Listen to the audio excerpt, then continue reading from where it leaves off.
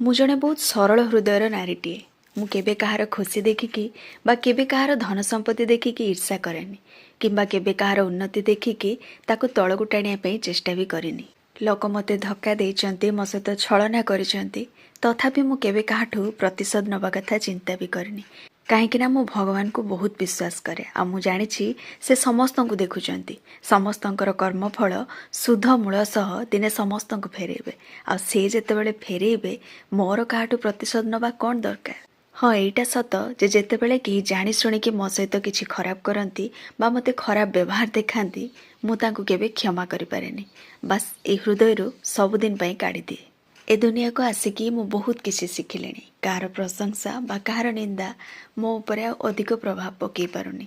କାହିଁକିନା ମୁଁ ଜାଣିସାରିଲିଣି, ମୁଁ ସେ ପର୍ଯ୍ୟନ୍ତ ଲୋକଙ୍କୁ ଭଲ ଲାଗିବି ଯେ ପର୍ଯ୍ୟନ୍ତ ତାଙ୍କର ମତ ସହିତ ମୋ ମତ ମିଶୁଥିବ। ଯେଉଁଦିନ